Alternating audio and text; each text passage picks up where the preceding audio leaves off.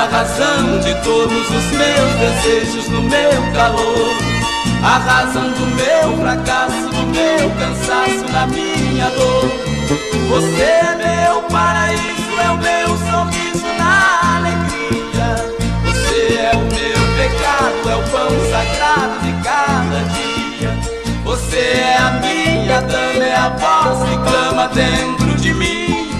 É a fonte do meu deserto, é o meu princípio e também meu fim.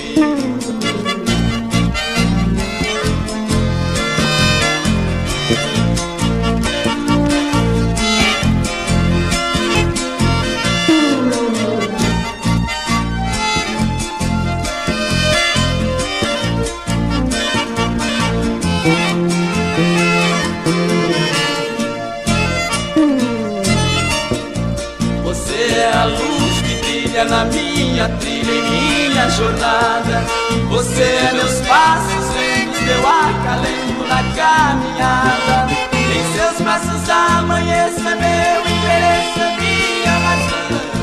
Você é o meu martírio, é o meu delírio de exaltação. Você é a força bruta na minha luta para vencer.